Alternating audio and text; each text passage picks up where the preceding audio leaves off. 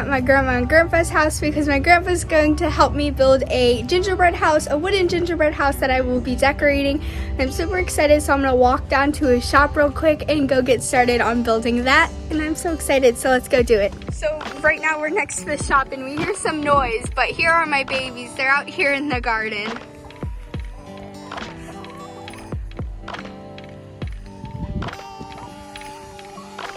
Quickly like to say that this is a very skilled project and my grandpa is super nice to help me work on it, and I'm just saying if you guys want to make it and you might not have the right tools, you can always just use your glue guns, add it together, use some cardboard, and make it look exactly like just a lot less of a quality, and I think it'll turn out amazing, so just give that a try.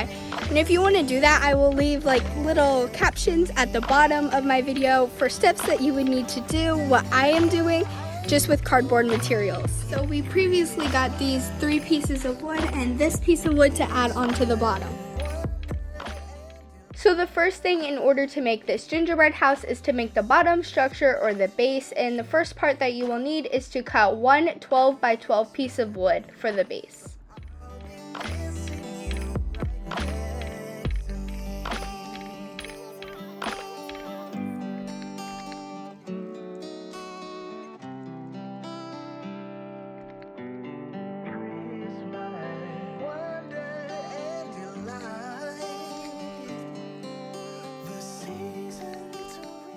After you have your 12 by 12 base part, you will also need a 9 by 9 base part that will be laid on top, so then cut out a 9 by 9 piece of wood.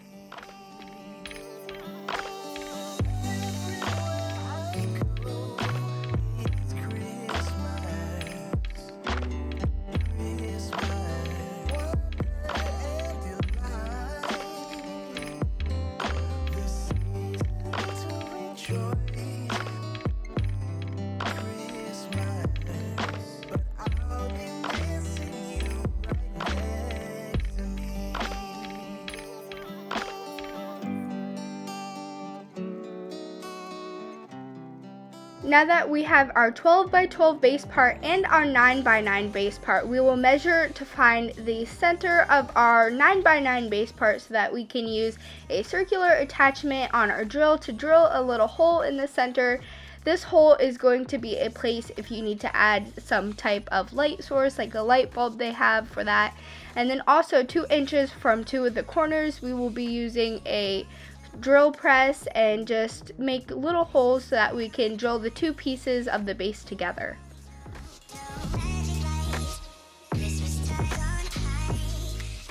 Now that the base for our gingerbread house is done, we can move along to building the structure or the house or the walls and roof.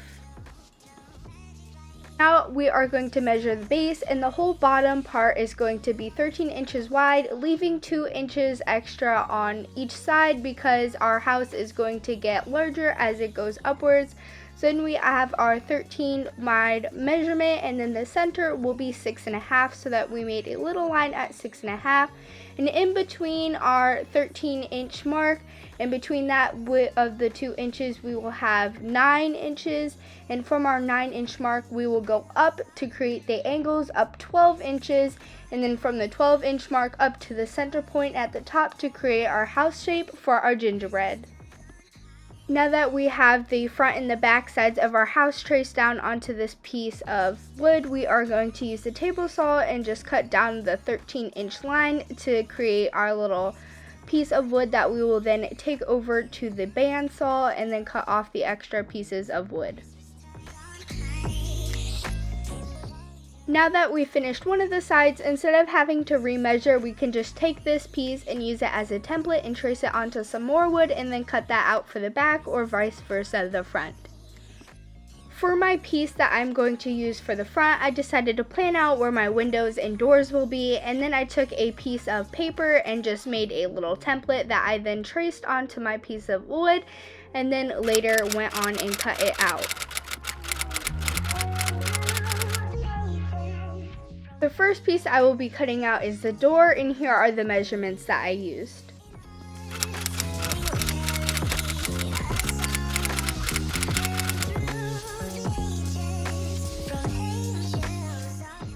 Then my grandpa helped me cut out my door on the bandsaw, and if you can tell, I have a half circle at the top of my door and a rectangle. These are pieces that are also going to be cut out and where I want light to shine through on my gingerbread house. Then we took the door over to the sander just so that the lines would be more precise and smooth.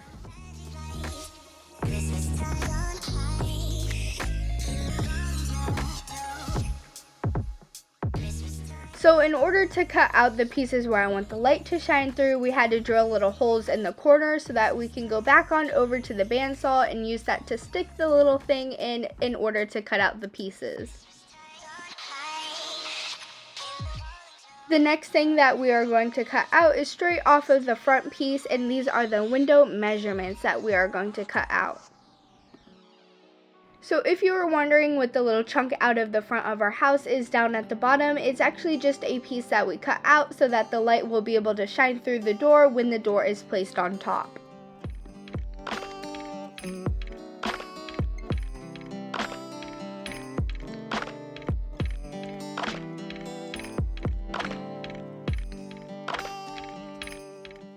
I'm not going to attach this yet, but for the windows we are actually going to use some leftover plexiglass that my grandpa had in his shop and just cut it down to the size. But in order to make it look frosted, first we had to get off all of the sticky parts using some rubbing alcohol, and then again to make it look frosted we just took it to the sander and scuffed it up, and it turned out perfect.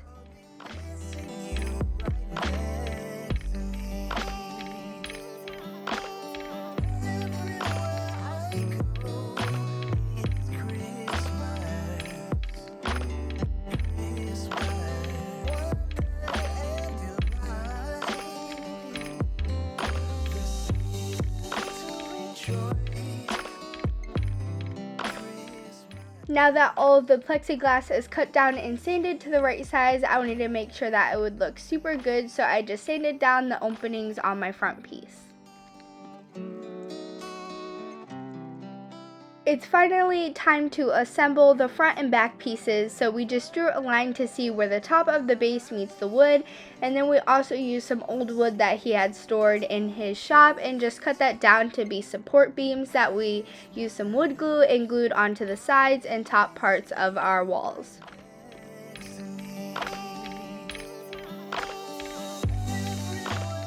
For extra support, he also used a staple gun to hold it in place. Now that the front and back of our gingerbread house is finished, we just use a clamp piece to attach it to the base just so we can measure the sides and length that we need for our other two sides of the gingerbread house.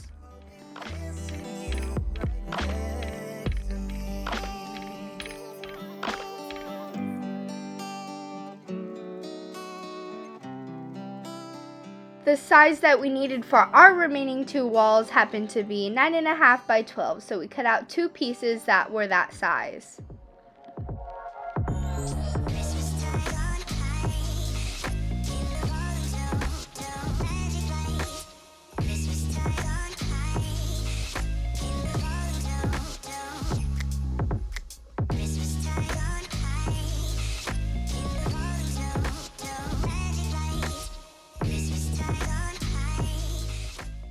After moving on, we made sure that the sides would fit our gingerbread house, and then I just planned out where I wanted my other windows to be.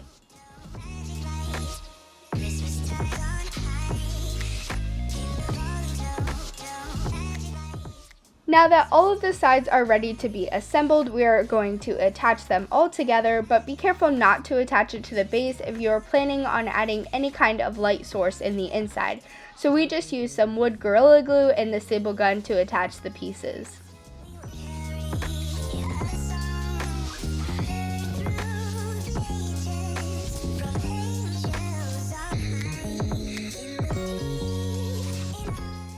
Next we will be making the wood slats for the roof, and our measurements were 16 by 12, but I think the 12 inches hung over the edge a little bit too much, and I recommend making smaller overhangs because they were just too big, and then I had a huge gap of overhang in the back of my gingerbread house.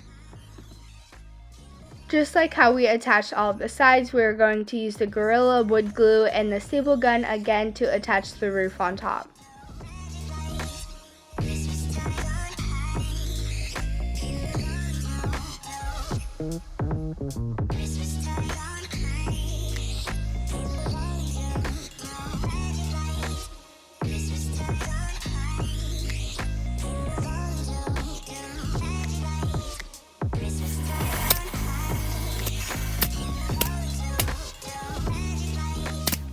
After our roof was attached, we then took another piece of scrap wood that was in the shop, cut that apart, and then just used it to attach underneath the overhang of our gingerbread house that we will then add some trim on top. Using some scrap wood after cutting out the gingerbread house, my grandma helped me make these really pretty icing borders to attach onto my support beams on the roof.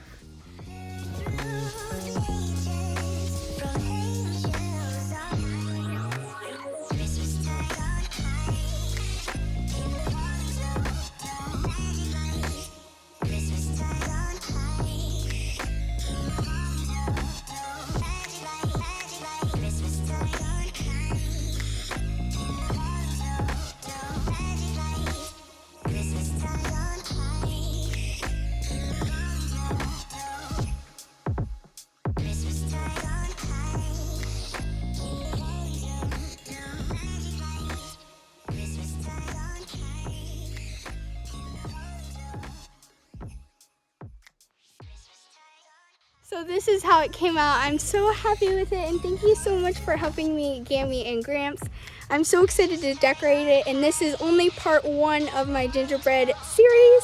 So if you like it, subscribe, because I will be doing a decorating video on it, and thank you for watching, everyone. Bye!